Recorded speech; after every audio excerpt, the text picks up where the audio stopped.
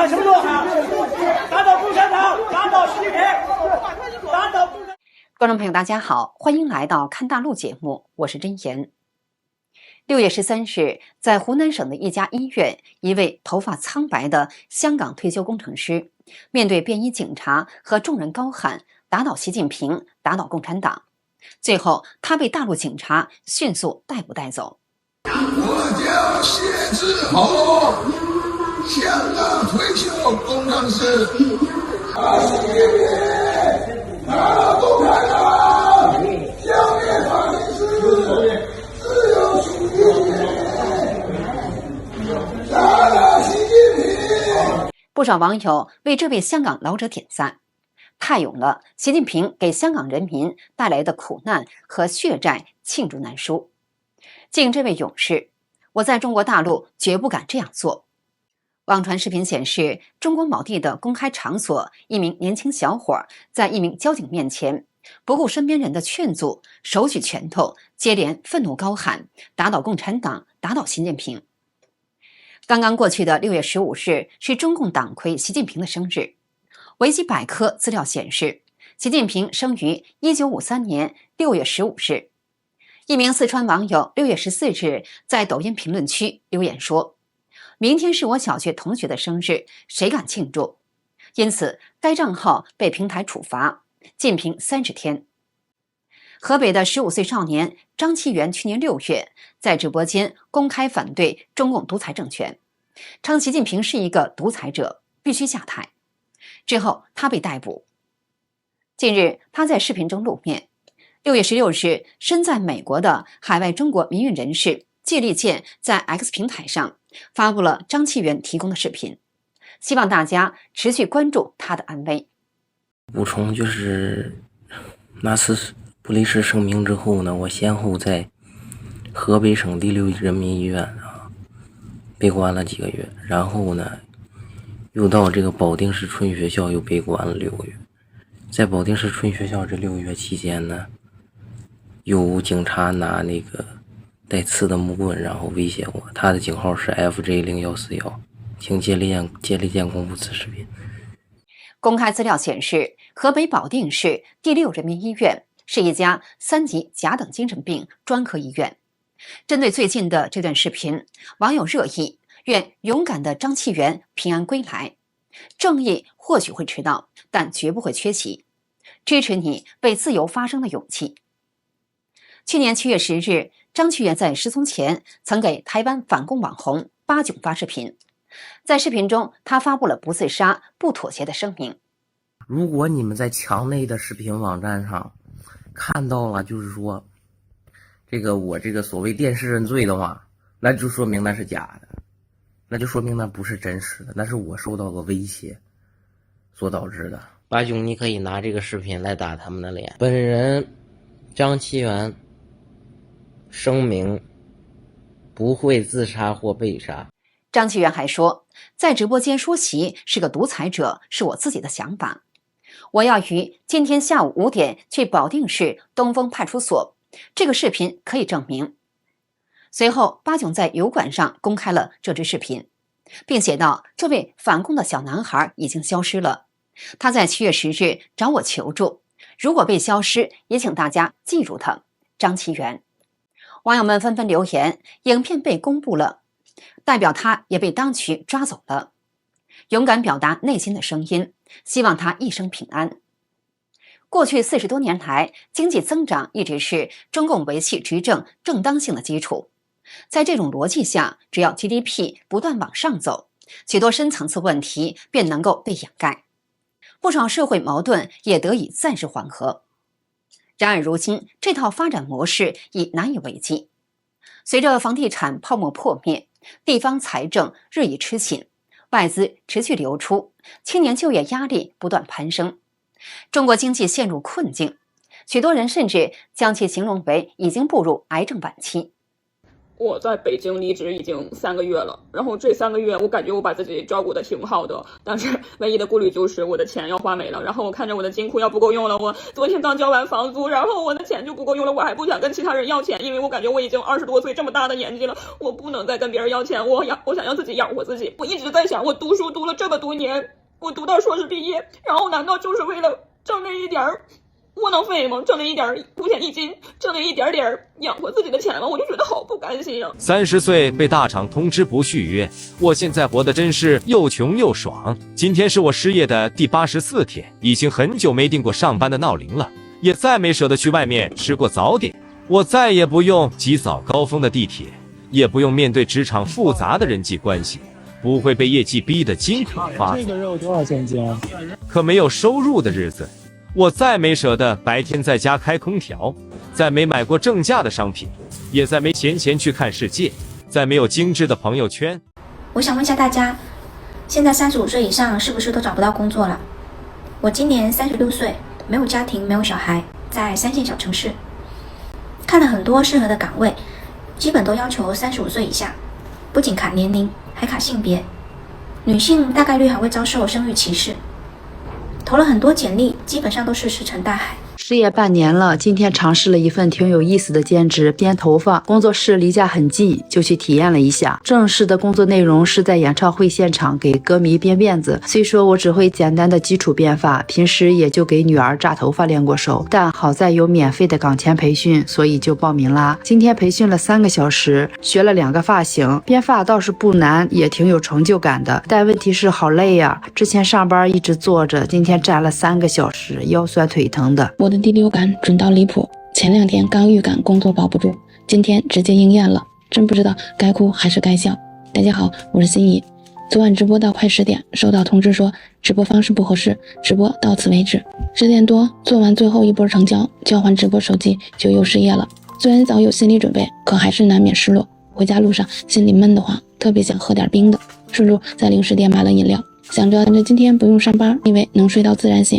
所以昨晚剪视频就剪到了凌晨1点多才睡下。北漂打拼了10几年，到头来还是一场空，如大梦一场。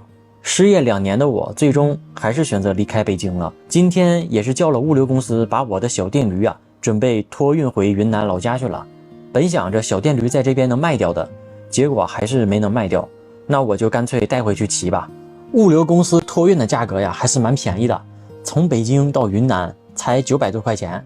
而且车子呢，它也会给你打上木架子，防止各种磕碰，安全性还是非常可靠的。今天发了被裁员失业后的第1次工资，在甲方我是上到上个月15号，所以这个月发了半个月工资，虽然只有几千块钱，但是也要合理安排起来。我们计划明天回家，买了2张回老家的车票，花了750。孩子今年要上幼儿园了，听说孩子上了幼儿园以后特别容易传染生病，所以预留出1000块钱给孩子买个门诊险。这个月回老家还有同学婚礼随礼1000，最后也就能剩下1000多，就当生活费了。今天我们一家来了家附近的公园溜达，这个公园是新建的，环境很好。我36岁裸辞了，目前在居家办公，再坚守2个星期，长达15年的北漂职业生涯就要画上圆满的句号了。离开之前总要收拾一下这15年来积攒下来的家当。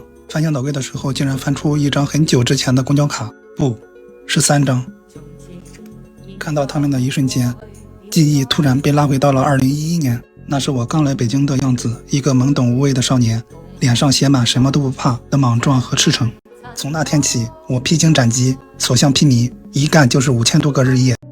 就去面试完了之后呢，就说回来等通知，但是后面就再也没有接到这个通知。去面试的时候，往往和一堆全都是00后的20岁呀、20几岁的人，然后感觉我30岁了出去，已经被社会 pass 掉了。哺乳期结束第1天，我被裁了。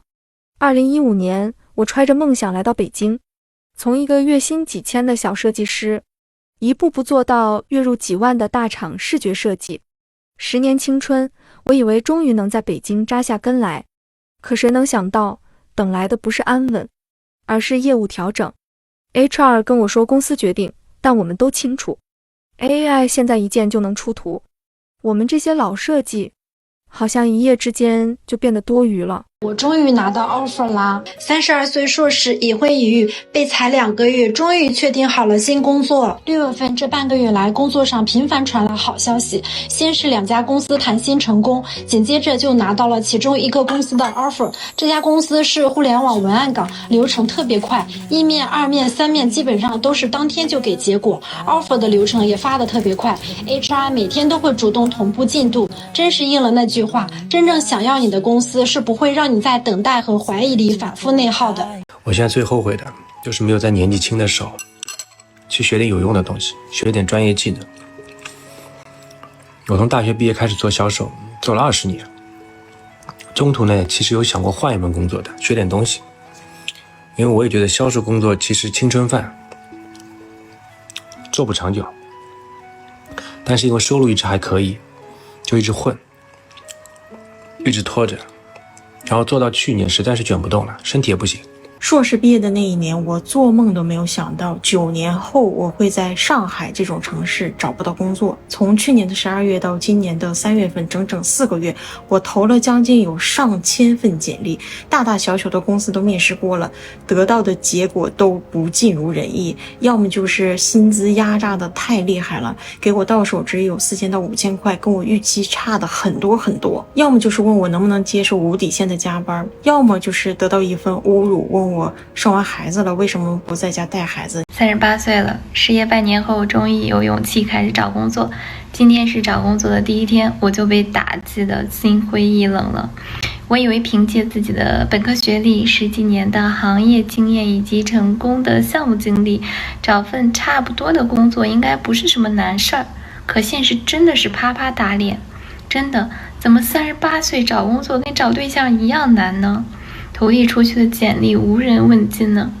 博主说，他每天一睁眼就开始刷招聘软件，只要看到和自己专业稍微对口的岗位，他都会主动给 HR 发消息，简单介绍一下自己的优势，但得到的回应却大多令人失望。有时他只收到一句客气的回复：感谢您的关注，但您的情况与我们的岗位不匹配。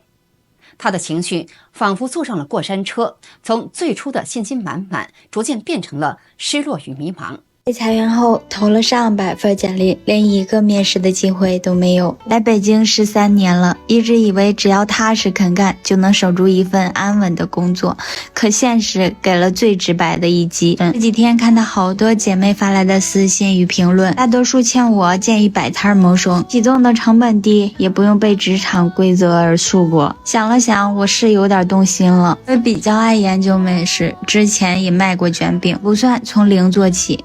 87年东北姑娘，北漂17年，失业177天，不找工作打零工74天，挣了1万2。不知道从啥时候开始变得很抠。5年前每年都要出去旅行一次，而每次花费8、9千，实属正常。后来有假期就回老家，也没怎么出去。今年特别想去西藏，从春天看到夏天，团价核算下来得1万5，零工收入全花光了都不够，我是真舍不得。博主说，人到中年后，消费观也悄然发生了变化。过去会买80元的洗发水，如今换成了40元的。买衣服不再追求名牌，更不会像从前那样，刚发工资就想买个包，或去网红店犒劳一下自己。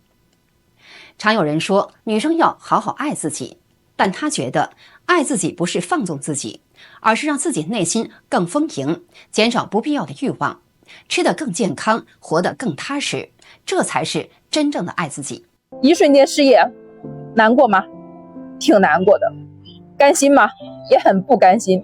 可我突然懂了，职场从来都不是铁饭碗。习惯了稳定收入，习惯了职场节奏，一直以为会安稳会长久，所以平日里我对生活大方，对家人舍得，却忽略了给自己留退路。我花钱大手大脚的，导致了我月月光，没有存款，超前消费，肩上扛着家庭开销，突然停下才懂成年人的压力。90后情侣在北京打工，领导一句话，我们成了一个人的千军万马。5月15号通知下来，外地公司解散，所有活压到北京，1个月的时间交接。6月15号那边办公室彻底关门，北京剩下的人一个人搬成多个用。最近这段时间手头的工作都在慢慢回归正轨，交接期间同事多次向领导提涨薪，领导统一回复效益不好，看年底吧。好的，今天就跟大家聊到这里，请记得点赞、订阅、留言并分享给您的朋友，感谢您的支持，我们下期节目再见。